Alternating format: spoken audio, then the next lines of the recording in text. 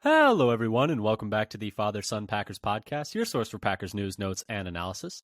My name is Tommy, and I'm joined, as always, by my co-host, my dad, Matt. Dad, how you doing? I'm doing all right. Mostly just hanging out, looking at Packers data, scrounging the web for news, looking at college kicker numbers, looking at college kicker percentages. Yes, we just spent like 15 minutes talking about two kickers. Yep, Good kickers. Stuff. Three kickers. That's the type of real earth-shattering analysis that you come here for. It's like, this guy actually, if he made one more kick in college, it'd actually be his numbers wouldn't be too bad. Yep. So this is the kind of hard-hitting analysis you're looking for. Goodness, what is that? Father-Son Packers. What podcast. Is that referencing? This is the type of excellence that I've come to expect. What is that from again? It's the kind of it's Archer. Yes. This is the type of excellence I've come to expect. But anyway, today we are here to do a bit of a preview of the NFC North. We're going to do the offense today. We're going to do the defense next week. So come check that out next week. But today we're going to be looking over the NFC North, kind of looking around, know thine enemy, a bit of Sun Tzu, a little art of war. Looking to see how different teams within the North, their position groups, specifically on offense, so looking at quarterback, offensive line, running back, wide receiver, tight end today, how the groups compare amongst each other. We'll talk a little bit about the methodology behind those comparisons in a second. But before we do, there are a couple pieces of Packers news to touch on. And before we even do that, we have a couple of things to say the spiel at you. If you like what you hear here today, come follow us on Twitter at FatherSonPacker. We tweet out whenever we have new episodes out. Stats from when we're doing research for these articles, or for these podcasts, that is. Content from other Packers, content creators, etc., etc. Subscribe on your podcast platform of choice, whether that's Apple, Spotify. We put all our episodes out on YouTube, so check us out there. But yeah, so I'm getting better at that. I'm getting like those guys that read the warnings on pharmaceuticals. You got to speed it up so that when people listen to it on 2X, they can't understand a word of the spiel there. Yeah, it's just a blink. It'll sound like Busta Rhymes or something, or Twista. But anyway, piece of Packers news is that the Packers, in the time since our last episode, have cut and added a kicker. So they cut Jake Podlesny, who had been with the Packers through minicamp. They signed him at the end of last season, essentially. So he has been cut. He was definitely the one of the three between him, Anders Carlson, and Greg Joseph, who seemed like was struggling the most in camp. But then today, they signed rookie James Turner out of Michigan, who had initially signed as an undrafted free agent with the Detroit Lions, but is now signing with the Packers. Just a little bit about him. He's an undrafted rookie out of Michigan. Zach Cruz of Packers Wire tweeted this out. Quote, new Packers kicker James Turner was 6 of 9 on field goals of 40 or more yards for Michigan in 2023, including 3 of 4 from 50 or more. Actually, those 3 makes are all from 50 exactly, just so you know. So keep that in mind. Made 85% or more of his field goals during 3 of 4 of his collegiate seasons. So just one season where he had a down year, but otherwise made more than 80% of his kicks. He was 18 of 21 his final year of college, including 3 of those from over 50, like we said. And Dad, you have some numbers to compare that to how Carlson was coming out of college, just to keep something in mind.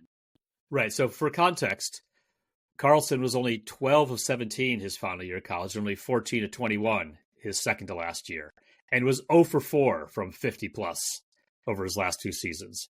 And instead of Turner, who was over 85% in 3 of his 4 years, Carlson was only over 85% in 1 of his 5 years. In college. And Turner's college field goal percentage was 10 percentage points higher than 9 percentage points higher than Carlson's collegiate field goal percentage. Yeah. So I think you can make the argument that Turner's was a better college kicker than Carlson for sure, and maybe arguably a better prospect than Carlson. I think, it seems to me that Carlson probably has a stronger leg, given that, the longest makes from Turner were all 50 yards on the dot. And actually, he kicked from 50 plus very poorly at Louisville before he was at Michigan. Those numbers are all per PFF. But to the point where I think his third year, which was his worst year, his third year anyway, they didn't even attempt any kicks past 50 yards for him. Then when he went to Michigan, it seemed like he kind of had a bit of a bounce back there. It was 3 or 4 from 50 plus, so that's definitely something. Maybe takes time for that leg strength to develop. Maybe Michigan unlocks something with him. But anyway, I think the end all be all, or the long story short, I guess is what I'm saying is he was a better college kicker than Carlson. He might be a better pro kicker than Carlson if you like want to look at numbers wise, but I do think Carlson probably has a bigger leg and maybe more upside. Dad, do you think that's fair? I guess he does seem to be able to like kick it farther, though we haven't seen much of the benefit from that, and it didn't show up on the kickoffs last year. But that's becoming an irrelevant ability now. Bisaccia also said that was their plan. They wanted to, for whatever reason, they wanted the returns. I don't understand why. It doesn't make any sense to me because they were terrible at covering them. But they wanted the other team to return it. So it is what it is. I don't understand why that was rubbing my temples in exasperation. We are going to have, I think, many moments of rubbing our temples in frustration during special teams moments throughout this season, but I digress. I hope not. I'm hoping that one of the two will actually show some professional level ability. Don't you mean one of the three? You're just I will say I do find Turner to be like more actual competition for Carlson than Joseph would be. The Joseph signing did not move me even a little bit, like not even a baby bit. What was it? I think someone said it's like, yeah, he can kick until Thanksgiving. And then once it gets cold out, we're cooked. It's done. But yeah, so I think the Turner competition is more realistic than Joseph giving him competition. But I suppose we will wait and see during training camp. Anything else on Carlson or Turner you wanted to touch on, or do you want to start looking around the NFC North? I think we covered it. So I feel like they brought in a little bit more realistic competition this time. They weren't able to get Bates. Yeah, out of the UFL. Who went to the Lions, and that's why Turner was available, because after the Lions signed Bates, they cut Turner. It was all an elaborate plan. It was all to bait, pun intended, the Lions into signing Bates, and then they would drop Turner, and then we would get Turner. This was all part of Gudika's grand plan, of course. But anyway, so that kind of wraps up, the news portion of the Packers. The next bit is, like we said, looking around the NFC North offense. And before we do that, Dad, you want to maybe touch on, you did most of the work on this one. So most of this is going to be me facilitating for you. But do you want to talk a little bit about the methodology that you used when comparing these position groups? Because, I think that's an important thing to preface everything with. Because we're trying to I always feel like the best way to look at stuff like this is to remove subjectivity as much as possible, decide on a methodology, and then wherever the results fall, they fall. So do you want to talk to us a little bit about that? Right. So that, so in terms of picking a methodology, did basically the same way as last year.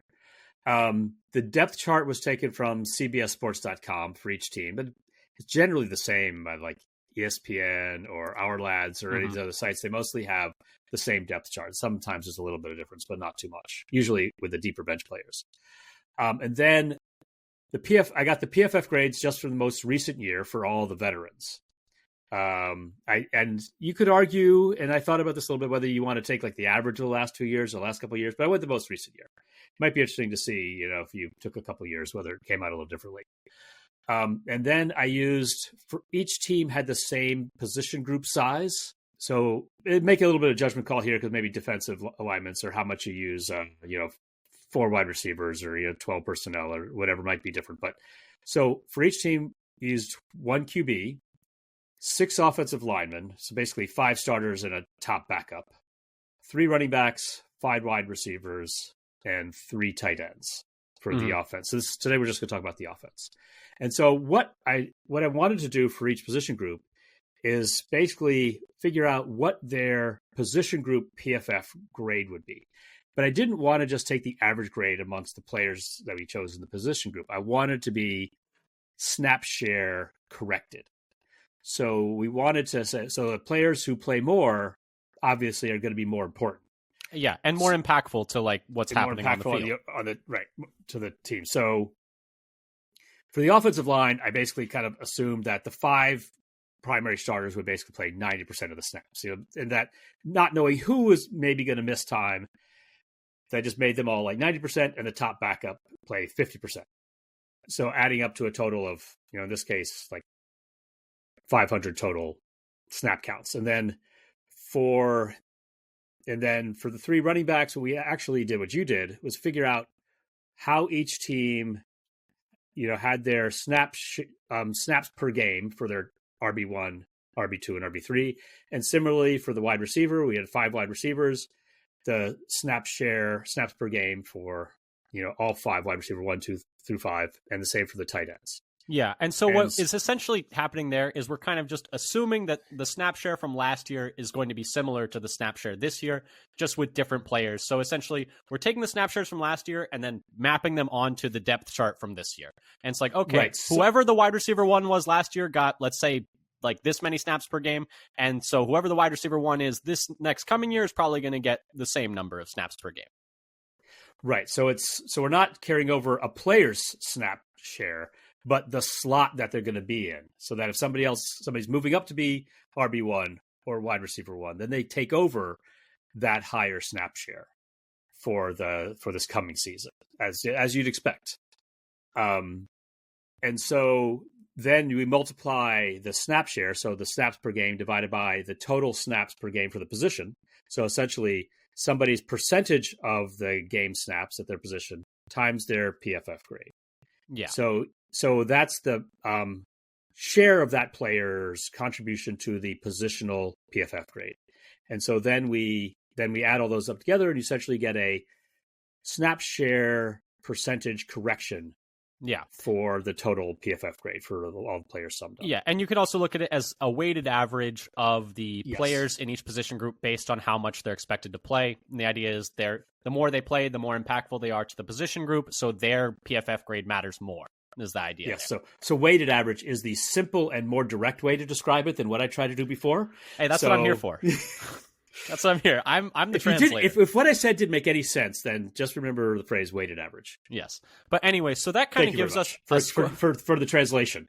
That gives us a score for each position group. And so then we're essentially going to, look at how the Packers compare to the rest of the NFC North at these positions on offense. And then we'll do a similar thing for the defense next week. And I always think it's a good idea because, you play your division 6 times. That's a third of the games that you have in a year are against your division. And those are the ones, like, you win your division, you get an automatic, seed in the playoffs. That's what I was going to say. That's what matters. Do you win your division, then you're in the playoffs. Yeah, and you don't have to worry about what anybody else is doing. So this is why, and also I have a little bit of, I've done enough work already. Why I didn't do this for the entire league. But so I think it is, these are the most important opponents. These are the opponents we know the best. These are the opponents you're going to have to win games against to make the playoffs and go where the Packers want to go. And so I think looking at the division and how the Packers stack up in the division at these spots is a very important thing to do as we look forward to the season. But Dad, did anything else you wanted to say methodology-wise? Or yes, there's one more little bit, because you might say, well, rookies don't have a previous year. How are you going to figure those out? True. So for the rookies in the depth chart, this is what I did to get last year as well.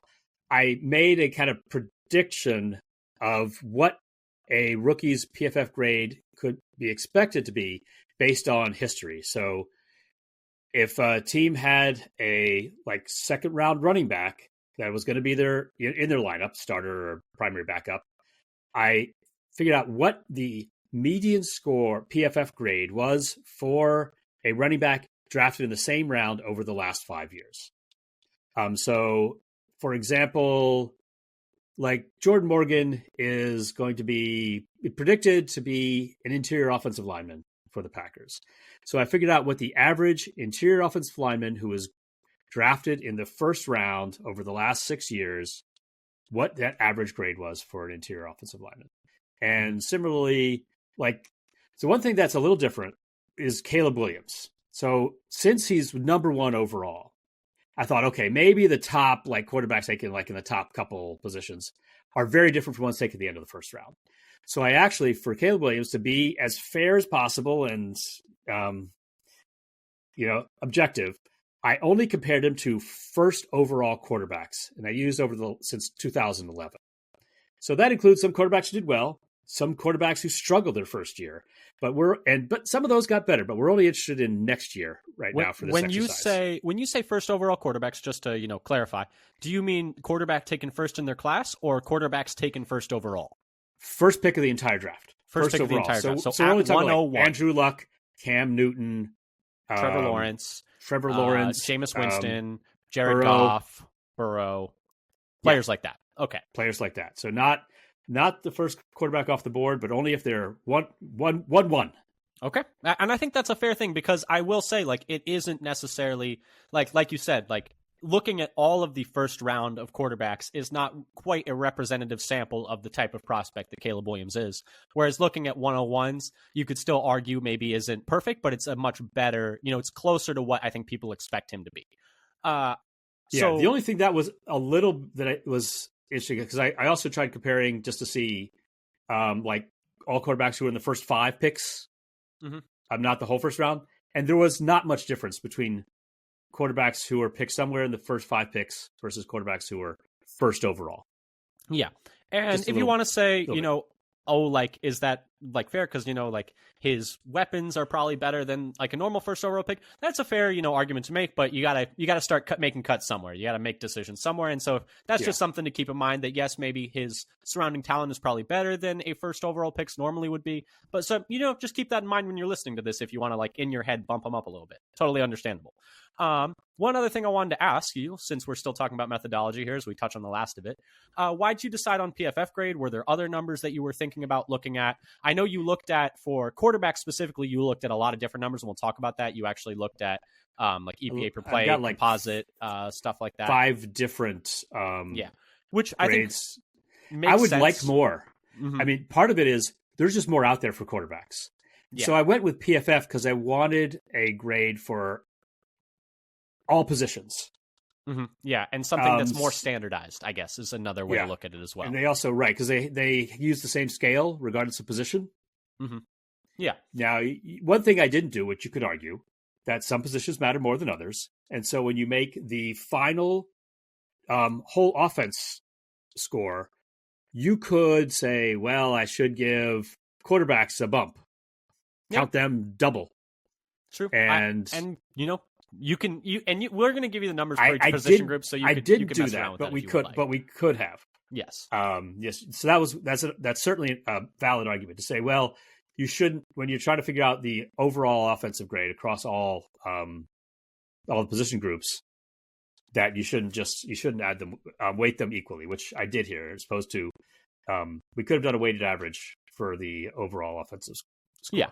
But like you were saying, quarterback, obviously the most important. And let's start there. So for the quarterback, you were saying you didn't just look at PFF grade. You looked at a composite grade of 5 different things, right? Right. So I had, for quarterback data, I was able to get their PFF grade from their last year, or in the case of Caleb Williams, the estimate based on, I forget, it might have been 15. It was a decent number of quarterbacks. No, it wasn't 15, but it was 10 or so. For at median for the PFF grade for their rookie year. So not, it doesn't mean, that was just a little bit above average. That doesn't mean, some of those quarterbacks got a lot better a couple of years later. But there's PFF grade, which is offensive grade. So it includes rushing and passing. Fair. Because, some players are doing more with their legs than others. EPA per play from RBSDM, and also completion percentage over expected from RBSDM. Passer rating, which is the stat that's, I guess, been around the longest. And ESPN's QBR. And then to get a composite score of all those rankings, what I did within each ranking, so taking the 4, say, QBR grades, I then tried to normalize all of them so I could get a composite score. Because if you're familiar with the scores, PFF, those can be, as 0 to 100, whereas right. You can be up to 100. Is around a percentage. And then, it's all these numbers are on different scales. So for each of them to count equally, you're scaling them to the max of what we had, essentially, so that they're all out of 1 pretty much. I took all the scores for that score, say, and divided them by the highest score. So the player who had the highest score then would get a 1. And then everybody else would get, often in the 90s, but sometimes in the 50s. Yeah. Sometimes just a lot lower. And then, so you essentially have a scale, where the top guys 1 at each statistic, each of those 5, and then you have an average of those 5. But so, Dad, when you did that, how did that spit out? Was it what you expected for quarterback rankings? Who ended up 1? Who ended up 2? What are the quarterbacks looking like going into 2024 for the NFC North? And I should say this I did for regular season plus playoffs. Mm-hmm. And so for the composite score of all 5 rankings, Love was number 1 at 0.99, meaning he finished first in most of the rankings, or he, and also when he was first, he was like had a significant distance from the next. Goff was second at 0.94, so they're very close together. On these composite projected scores. for next year based on last year. So last year's score, they are very close together. And then you have Caleb Williams, who's 0.5, and don't hate me, hate all the players in the past. Yeah, like Andrew Luck, really... Cam Newton, Joe Burrow, hate those guys. It's their fault for not performing great in their first year. And like we said, if you want to make the argument that it's a different situation than most first overall quarterbacks get, that's a fair argument. But just based on the parameters of how we set it up, he would be at a 0.5. And I would expect him to be, and I'm just going to say, like, I'm trying to be as unbiased as possible. I would expect him to be, closer to the top 2 than that. I don't think it's going to be as big a gap, but that's just based on the way that we approached it. Yeah, but it's actually not too far off from, say, what Joe Burrow did. Yeah, and Joe Burrow had a good situation. He had T. Higgins his first year. He had no offensive line, but anyway, we digress. And then where did you have? Did you do Darnold or McCarthy? And then Darnold is 0.45, so okay. He's just a little bit below was. So that was based on not many snaps from last year. But I also looked a little bit at bundling up his last 2 years. And it's kind of similar. It's interesting that, so he's lower than everybody, as you might expect. And it doesn't change. It might change a little bit if you put the last 2 years together, but not by much. It's interesting that the current depth chart has Darnold starting for the Vikings rather than McCarthy. Yeah, and so I think that could change by the time training camp is over. For the Vikings' sake, I would hope so, but I wouldn't mind if it didn't. I would not mind if we saw a lot of Darnold early. But based on, the same rookie formula, McCarthy would still be a little below Williams. Yeah. And that's the thing. As a later pick, as a first-round rookie, he would have a slightly lower score than Williams. Yeah, and it's always hard to project rookies, but I think looking at what other first overall picks does make sense. But so like you said, that's, Packers in first, Love in first, Goff right behind him, and then a gap, and then Williams, and then whoever the Vikings quarterback ends up being. You basically have Love and Goff hogging all the number 1 spots. Yeah. And I think that's how most people, going into the year without having like number-wise projections would have it, is they would say, Love and Goff up top. And then, Caleb is more like as a rookie, he's going to have some, growing pains probably at times and look good at other times. And then same with, McCarthy or Darnold, despite, having faith in that system. I think, people going on the eye test would probably have something similar there. Yeah, and the other thing I did, so this is for the whole season. If you want to, sip a little bit more Kool-Aid about how Love is going to look. Kool-Aid's delicious. It's the last 10 games, so last 8 games of the regular season in the playoffs, about how well Love was playing. He would have finished first in every metric. And so he would have had a score of 1, and then Goff's drops to like 0.67. It's actually not that close to it. Yeah, I mean, because that's the thing is everyone's always like, oh, like, Love, because the argument is like, oh, Love played half a good season. It's like, actually, Love played half of like a top 5 quarterback in the league season, like top 3 quarterback in the league season. Like, I think people are like sometimes underplay how great he was in the second half of the year last year. And because even when you take the season as a whole, the numbers are still good because of how insane he was in the second half of 2023. But anyway, right. anything in that second half of 2023, he was actually like, I think first overall in like CPOE, second overall in EPA per play, second overall in QB rating, first overall in QBR, et cetera, in the entire league. Yeah, he was cooking. He was cooking. Yeah, so a lot of those, for that second half, he was 1 or 2 in the entire league. Yeah. And obviously, some of those numbers like EPA are also a product of the offense that you're in. It's not just a quarterback stat, but it is like a good stat as well. Anything else on the quarterbacks that you want to touch on, or do you want to move on to the running back position? So we can move on to the running back position. That kind of sums up. You don't want me to spend too much time in the weeds talking about each individual stat here. Yeah, because I think it makes sense to do a composite of those 5. it makes sense that, we're weighting each of those 5 individually the same. And I think, having a variety, with the quarterback being the most important position, having a variety of statistics to compare to, like, take the average of makes sense. You're not just focusing too much on one thing, not missing the forest for the trees. Or at least we attempt to not miss the forest for the trees by including those stats. But for maybe we might smack into a tree every once in a while, George of the Jungle style. But anyway, we're gonna get copyright stricken if you keep too many notes? Go too many notes on that theme. But anyway, for the offensive line next, actually, that's probably a more important place to start. You kind of split this one up by pass blocking and run blocking, as well as overall grade from PFF, correct? Yes. So I did, since PFF had available for pass blocking, remember, I feel like the two main jobs, sometimes they might have a little something else, like being tackle eligible. And that's pass catching at a play. A little bacon. But so I also thought, like, different lines might have different strengths. So this surprised me a little bit, what I got out of here compared to my expectations going in. So overall, the offensive Lions were first by a significant margin. That's 79.7, so almost 80. Bears 67, Vikings just under 67, 66.7, and Packers last at 64.3 for weighted average for the offensive line. Packers were last. Lions were first. And not a surprise that the Lions are first. Their offensive line is really good. Yeah, I think I would have expected the Lions to be first. It is a little surprising to see the Packers in last, although we are going to do an episode in a few weeks talking a little bit about maybe concerns we have for Green Bay. And I do think, there are parts of the offensive line that I'm a little bit concerned on going into training camp. Obviously, it's very early in the offseason, and there's a lot of time still to waylay those concerns.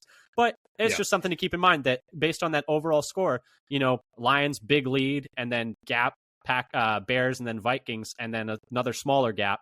And then the Packers there last in overall. However, when you look at the pass blocking, the Packers are a little bit better, at least.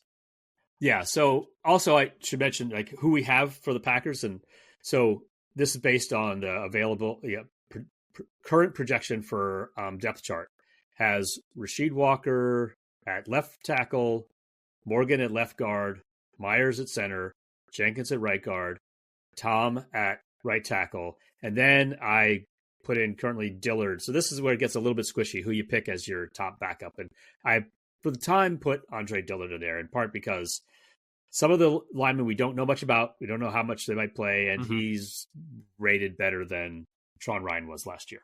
Yeah, and if you want to listen to us talk about the Green Bay Packers offensive line, we actually just did an episode last week where we talked about, projecting the 5 starters and 6 linemen for the Packers, talking about what we thought the best lineups would be, like in terms of do you want to keep Rasheed Walker at left tackle? Do you want to move Zach Tom? Do you should Jordan Morgan be playing at guard, or should he be more of a 6th man early in his career? If you want to hear us talk about all of that, the ins and outs, the pluses and minuses, the pros and cons, go back and listen to last episode. We do a super deep dive into those offensive line combinations that I think is really interesting. But anyway, for the pass blocking data, it does look like Green Bay's still not near the top. It's still Lions at the top, but a bit, smaller of a gap than the Vikings, then another small gap, the Packers, and then the Bears. I think, most would say the Packers are a better pass blocking line than they are a run blocking line for certain right now. And they have been for quite some time. Yeah. And so here there was, so the Packers finished 3rd instead of 4th, and they're closer to 2nd than they are to 4th this time and this is what has been their strength for a while. And they're, the gap between them and the Lions, or between the Lions and everybody else, is smaller. Then, of course, the flip side, well, why are they 4th? Because then there's run blocking. Yeah. So Lions are ahead by a lot. Leaps and bounds. They're almost 80, 79.6. Bears are 2nd. So this is the strength of their offensive line, is their run blocking at 68.4. Vikings 3rd at 63.4. So they're a team that is better at pass blocking than run blocking, like the Packers. And the Packers are last at 61.9. So they're kind of close. So the Vikings and Packers are kind of close together there at the bottom. Lions with a big lead, and Bears, with a decent lead on the Vikings and Packers. So one thing that was interesting is it seemed like last year we got a much different ranking for the offensive line. In part, we had Bakhtiari projected to be in there, even though he only ended up playing one game, and he had always very good PFF grades. And he did last year too. He just only played one game. And we lost Runyon, who had done pretty well in the rankings, in the grades. And some players had a little bit of a down year, like Jenkins, I think, was not as good last year as he had been other years. And he'd been last year. I want to give context. He was playing on a sprained. Did he sprain his MCL against Atlanta and then missed a couple games and then came back early, if I remember correctly? So he was playing because remember when AJ Dillon fell into his leg and he had to leave the game, right? And then he missed early the next on. game. Yeah. So on a play where he just tripped over nothing. Yeah, he did. But I wasn't going to say it, but I guess we can. But yes, Dillon did just kind of trip. But so I just to keep that in mind, maybe a little accident forgiveness. He was dealing with that for maybe most of the year. I would say probably didn't get enough time for it to heal. But just something to keep in mind there. I will say, though, I'm a little bit concerned about, the Packers' offensive line run blocking. It is the worst of our composite grades or worst of our composite grades here of, any group. The next lowest is the Bears pass blocking overall grade. So that's something to keep in mind, too, when we're looking at quarterback play. But yeah, so I'm obviously a little bit worried about the Packers run blocking. It wasn't great last year. It wasn't great the year before. But, it's just something to keep in mind. Anything else on the offensive line that you wanted to touch on, Dad, or should we move on to running back? That kind of sums it up. But, there are other ways you could look at it, but some of the data is incomplete. So it's a little hard to make some I would love to be able to use the ESPN pass block win rate and run block win rate as independent metrics for offensive line play. But it's just, I cannot find anywhere. They only give you the top 20. That's all they give you for the whole year. So then you can't really say what everybody's like. They got that lockdown like Fort Knox. But anyway, moving on to a position group where there's actually been a lot of change here in the NFC North this year. For the most part, obviously quarterback's another place where there's a lot of change with 2 new top 10 drafted rookies coming into the North. And then, at offensive line, a bit of shuffling, Packers taking offensive linemen in the first round, bit of movement around in other places. And a running back position, though, Bears are coming into this year with a new running back. Packers are coming into this year with a new starting running back. Vikings are coming into this year with a new starting running back. Only team that's really standing pat is the Lions because they're pretty established with both David Montgomery and second-year Jahmyr Gibbs and seeing what they have there. But, Dad, looking at these running back rooms that are, we do have a bit of a weird little, you take him, we take him. David Montgomery was with the Bears, now he's with the Lions. DeAndre Swift was with the Lions, now he's with the Bears. Aaron Jones was with the Packers, now he's with the Vikings. And then the, Packers, Josh Jacobs was with the Raiders. But, Dad, looking at these running back rooms, how do you think Green Bay stacks up? Because right now it looks like, they're stacking up well in the quarterback room, not as well in the offensive line. How are they looking at running back? So here's another one where the Packers don't measure up very well. They finished last based on last year's numbers. So Lions are first, 77.7. Vikings very close, 76.8. Then a pretty good drop to the Bears at 69.8 and the Packers at 68.2.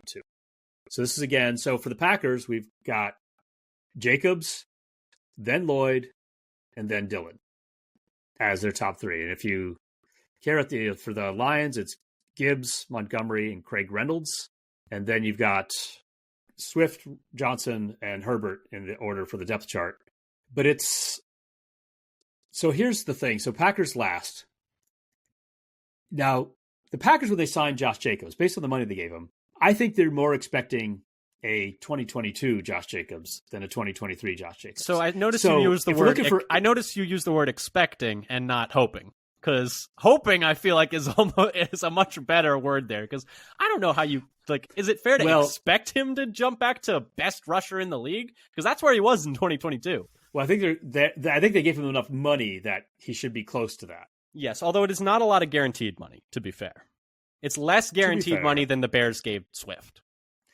Yeah. So, but if they get that Josh Jacobs, then the Packers vault all the way up to first. Yeah, and it's crazy how big of a gap it is between 22 Jacobs and 23 Jacobs. I'm hoping. I got my fingers crossed that he's more like 22, but we just don't know. Yeah, so that makes a big difference on how you expect it to fall out, whether you're getting 2022 or 2023 Josh Jacobs in the running back. Otherwise, they're last, but they're close to the Bears. And that's the significantly thing. behind the Lions and Vikings. People will say, and the Vikings are getting the benefit of how good Aaron Jones was last year. Yeah. That's so the here's thing. something I did not do in this case was the expectation. How many games is Aaron Jones going to play? I think it's hard to try and project health. I think it's a very difficult thing to do. Right. But so if he does like last year, then the Vikings overall grade would take a hit if he plays only like half the games. And, instead of having his weighted contribution to the position PFF grade would be lower. Yeah. And people will say he's by far the best. People will say for Jacobs, just to touch back on that, really bad run blocking line with the Raiders last year. And it's like, well, by a lot of numbers, they're not that bad. And have you looked at the Packers run blocking? Like, the Packers run blocking is terrible. No offense, but Rasheed Walker, more of a pass blocking specialist, not a great run blocker. Sean Ryan, maybe improvement at run blocking over Runyon, but we'll see. We'll see if he even gets the job. Josh Myers, not the best run blocker. They're only two positives at run blocking are Elton and Zach Tom. And Zach Tom has made himself into a good run blocker. It's not the thing you would have expected him to be good at. Yeah. But he is by far their best run blocker last year. Yeah, and so it's I remember at times last year I was calling for them to put Yosh Nijman in to help with run blocking, and obviously that looks stupid in hindsight because he had a pretty poor year. But that's how much Rasheed Walker was struggling in moving guys at the point of attack, and it's something that comes to my mind because I was listening to I think it was the Athletic Football Show where they were talking about, or maybe it might have been the Ringer NFL Show. They were talking about the Ravens Chiefs game. And they were talking about the Ravens offensive line, and they were talking about I think it was Leo Chenal, the linebacker. No, it might have been Drew Tranquil. It was one of the two linebackers for the Chiefs. We're saying they had nothing for us at the point of attack. We knew that we could bully them, and that their line wasn't strong enough to push us back. And I think about that sometimes because I'm like, is the Packers line particularly strong at the point of attack? Like when you come to these super aggressive, hit you in the mouth defenses, do the Packers have enough any push that they can get? I mean, I'm worried about that. Opposing coaches make comments about the Packers. Yeah, softer. I know, but that's the thing. And just to tie this back into Jacobs, it's is the obviously the overall I think offensive ecosystem should be a much better situation than the Raiders were last year.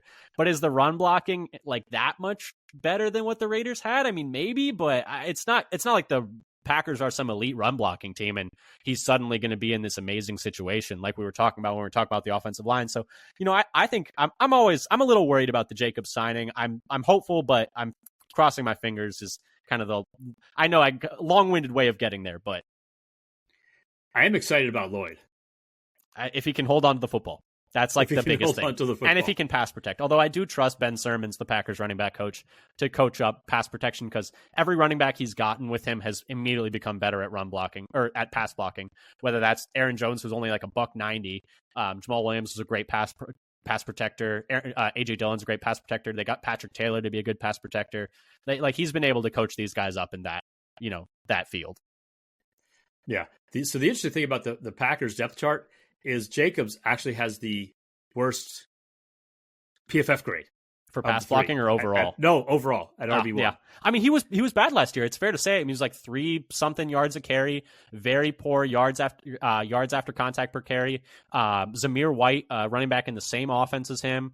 Yes, he got to run more with Antonio Pierce as the head coach at the end of the year with him as the interim head coach. So you can be hey, everything was working better once McDaniels wasn't there. But at the same time, he put up substantially better numbers behind the same offensive line than Jacobs did last year. So I guess we'll see. Anything else on the running backs that you wanted to touch on, Dad? It's pretty much it's a very high volatility spot for the Packers where it's you get good Josh Jacobs, you're going to be really good. You get bad Josh Jacobs, you're going to be bad. And that is the bet that they made. Yeah. So that's what we're gonna see right now, based on last year. It's looking just okay. Although I will say but these are not bad grades. No. It's just that the Vikings and Lions have excellent grades. Yeah, that's true, and they are benefiting from signing Aaron Jones. The games that he will play, he's going to be good. He's shown that when he's on the field, he's good. Obviously, the Lions have an elite 1-2 tandem. And, I think the Bears are hoping to get something more out of Swift than they were able to get out of their running back committee last year.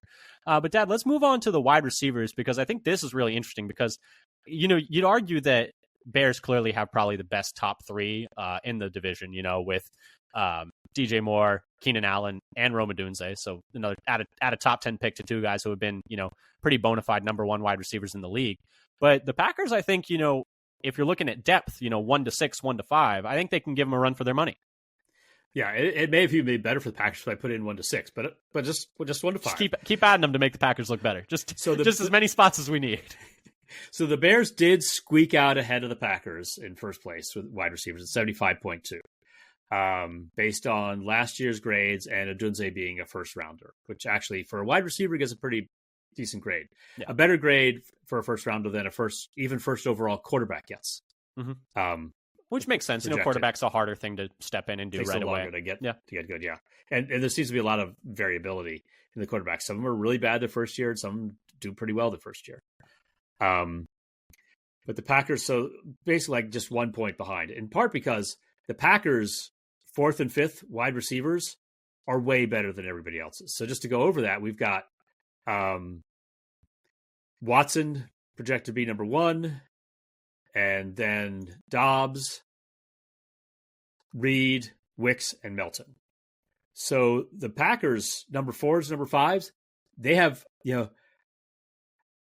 PFF grades like 77.8 and 83.4 for Melton. Yeah. So they're in other teams, their 4 and 5 receivers, they're generally PFF grades in the 50s, low 50s. So slightly below average for the league. Yeah, but you also see, their projected snap counts for those 4th and 5th receivers are also lower, which we're factoring into our weighted averages. But that's just something to keep in mind as well. Yes. So their 4th and 5th receivers are contributing less to the overall score because they have fewer snaps, while the Packers' 4th and 5th receivers are contributing more with more snap share and a higher PFF grade. Yeah, the Packers have a bigger rotation at the receiver spot. But anyway, so you said the Bears edged out the Packers at 75.2, Packers right there at 74.1, and then Lions and then Vikings, right? Lions at 71.7 and the Vikings at 69. So yeah, and the Lions and Vikings, they both their top receiver in both cases is got like a 91 PFF grade. But then there's a big drop off after that. Yeah. And, I think, there's reasonable excitement about Addison with Minnesota. There's, Jameson Williams with the Lions. I don't think, you could argue we haven't seen the best from him yet with one injury shortened year and then one suspension shortened year. But it's going to be a bit of a wait and see for both of those groups. I think, the Bears and the Packers both have more established receivers at this point. Yeah. And the Packers, basically every one of their receivers is well above average. They're all in the 70s or higher. Yeah, although, I'd argue each of the other teams in the division have better number 1s and maybe better number 2s as well for some of them. But anyway, anything else? I would say the number 2s, the only team that has a better graded number 2 than Dobbs is the Bears with Keenan Allen. Yeah. But I would say, Dobbs versus Jordan Addison, I think you can make the argument either way, in my opinion. Kind of depends on how much Addison improves this year. True. But he was pretty good. But then he's going to be racing against Reed and Wicks. I mean, True. It's possible that one of them ends up, if they improve, passing Dobbs. We don't. Yeah, so I'm so far just gone with a existing depth chart, not messing around with it. Fair enough. And should we anything else on receivers you wanted to touch on, or do you want to wrap up with tight ends? So the main thing about receivers is the Packers kind of a good across the whole board without currently as highly graded player at the top.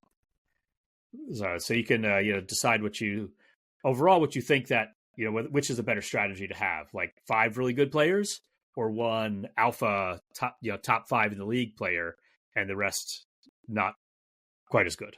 Yeah. And these are, again, snap shares, not target shares. Yes. That's an important distinction. And I do think, we've seen it both ways with the Packers. We saw when they just had one guy with Devontae. We've seen with a more balanced one now with, this past year. And, I think they're pluses and minuses to each. But anyway, do you want to move on to tight ends? Because I think this is another place that's a bit interesting. We went 3 deep on tight ends, just to remind people. But Dad, where'd the Packers stack up? Because there's some good tight ends in this division. This is another one that surprised me because the Packers ended up last. The Bears ended up first with a 72.7 grade because like Cole Kmet had a good grade. But everybody had a good grade. Everett, who they added, had a pretty good grade, and Mercedes Lewis is their Big third dog. My tight guy. end. Is one of the better rated tight ends in the whole board here. Yeah, I mean, when you're elite at one thing and you're asked to do that one thing, it's a very valuable thing to an offense. And that for Mercedes Lewis, that's blocking. And he's one of the best to ever do it. What is it? Is it year 19 or year 20 for him? I mean, I think it's 19. Is that just incredible? Tight end record, right? Tight end record? Goodness, I think so. I think he actually might have set that record a couple of years ago. I think he already set it, yeah. Yeah. But anyway. I think he's building his own record. Yeah, so the tight end, it was Bears first with 72.7 weighted average. Vikings second, 71.5. So that Vikings average does not take full advantage of TJ Hawkinson grade, which was the best amongst all the tight ends in the division by, not hugely so, but by a little bit, because we don't expect him to be able to play the whole year. Now, this is a case where I did actually reduce a player's snap share, even though they're tight end one, because we know he's going to miss a chunk of games before his ACL is ready. Yeah, if you didn't know, he tore his ACL at the end of the year. He's, I would imagine, going to start the year on PUP and going to miss, probably 4 to 8 weeks, I would guess. Right. So to make a wild guess, I just basically assumed like half the year. Where first contribution. Which I think fair. And then, next up, it looks like we have the Lions, which makes sense. Laporta had one of the better rookie tight end seasons we've seen. And I think there's no reason to expect him not to do that again. And then, the Packers, I think the Packers tight ends right now are more promised than, than actual, contributions early. And tight end's tight end is one of the hardest positions to learn. And that's part of what made Laporta's season so impressive. But at the same time, when you have two rookies who are moving into their second year, obviously it sucks that Tucker Kraft has that torn pec and isn't able to, work out this offseason. Because I actually think he's better than Musgrave, but that's just my opinion. I think, we talked about this last year, like we thought one of the most important traits for a tight end is like run after the catch, tackle breaking ability. Yeah. And Kraft is excellent at it, and Musgrave falls over on his own. Yes. Although I will say, Musgrave is a better route runner than Kraft. Yes. But at the same time, as a tight end, it's nice that they have a tight end that can do that. But oftentimes, a lot of what like the great tight ends in the league get are a lot of scheme touches. So unless you're like Travis Kelce, where it's like, okay, like you're one of the greatest receiving tight ends of all time, arguably one of the greatest receivers, period, of all time. Like, hey, maybe that's the ceiling for Musgrave, but don't hold your breath. But anyway, right. we've got a we have Kelce and a Gronk. Oh, a Gronk, sure, yeah, sure. Why not? Why aim low? Why aim low? We got the two best tight ends ever. We got them both on our team. Yeah. And the other thing is, for the Packers grade, they had all three of their spots were rookies last year. Yeah, Musgrave, Kraft, and Sims. And none of the other teams had that. The only one who had a rookie last year was Detroit with Laporta, and so nobody else has a second year player in their group. So you might expect the Packers to improve more from last year's grades than the other teams, except for perhaps Detroit with Laporta. Yeah, fair. But yeah, anything else on the tight ends, or do you want to look at overall offense? Just look at all those scores weighted together, and I think I guess we'll see what happens. Right. So we also from all of these, we then figured out what the average grade was across all position groups, and not surprisingly, based on what we've been talking about, the Lions came up first at 74.9, Packers second with 70.9, Bears third 69.9, so pretty tight. And Vikings 69.4. So it's actually a pretty tight overall clustering. Now, this is an unweighted average. So you might say that, quarterback would be the most important. And so that should go to get, should count more than just, 1/5 of the group. It's like 5 groups, right? Yes. I was like, yeah, but you could make the argument that, Jordan, like that quarterback should be, 50% and the rest should make up the rest, but choose to do it how we do it. And then maybe offensive line would be the next most important. Yeah, and go down from there. But I think a lot of it is like if projecting based off last year, if the players play like they did last year, I think projecting that the Packers maybe have another up and down year. But I think what we're all hoping for as Packers fans is that these players take a step. But that's not always guaranteed. There's a reason there is a term called the sophomore slump. Sometimes players in their second years have a down year. And I think some of the players for the Packers are going to have that, and then some aren't. And I think that's just to be expected because it's just how it's always gone. Not every player is going to get better. Not every player is going to get worse. You're going to get a little bit of both. And hopefully the Packers have more players that get better this year than last year and are able to be higher on that offensive ranking than they are in our projections based on, weighted average of last year's numbers. But maybe they won't be. And we're going to have to watch the games to find out for sure. But, overall, our projections for the NFC North offense are that the Lions are going to have the best offense, followed by the Packers, followed by the Bears, and then followed by the Vikings. But for the Packers, Bears, and Vikings to be packed in pretty tight there with, the Lions a little bit of a jump ahead based on, some of the benefits they got from, having such a strong offensive line, being strong in a few different positions. But Dad, any last things you want to talk about as we look at the NFC North offense and kind of wrap up there before we, say farewell to our good listeners? That kind of sums it up. So there are other things we could have talked about that we didn't kind of break down. Like we took like overall offensive grades rather than say like running back running versus running back receiving, or blocking by wide receivers and running backs, and how well things say match a team's scheme. For in terms of like, and I did a little bit of that, like whether a team that the best part of their offensive line is run blocking, do they run more than your average team? And that fit a little bit with like the Bears last year. They ran a lot, and they were better run blocking than pass blocking. And I think that changes with Caleb Williams now. But that's something we didn't get into the weeds too much about, how well the different strengths of the different position groups match with a team's stylistic scheme and style. Yeah. And I think that's definitely something to keep in mind when you're looking at these numbers. They're not perfect, but they're just one way of looking at how the NFC North is going to stack up this year on offense. If you want to listen next week for the NFC North on defense, keep your eye on our Twitter at FatherSonPacker. We'll be tweeting out when that new episode is out, as well as when every other new episode is out. We do one episode a week every week for the off season, and then we do two a week during the season. So we'll be doing pre-games and post-games of every single game during the season. So keep your eyes peeled for that. Once again, that's at FatherSonPacker on Twitter, or the app formerly known as Twitter. If you want to subscribe, please do. We would really appreciate it on Spotify, Apple Podcasts, Google Podcasts, YouTube. Leave a comment on the video on YouTube if you want to, bounce some ideas off of us. We love chatting with everyone. DM us on Twitter, add us on Twitter. We love talking ball with Packers fans everywhere. Or even if you're not a Packers fan, you want to come, talk some smack. We'll talk some smack right back. Just a little fun joshing. But anyway, thank you so much for listening. Come check us out next time. And until next time, go Pack Go. Go Pack Go.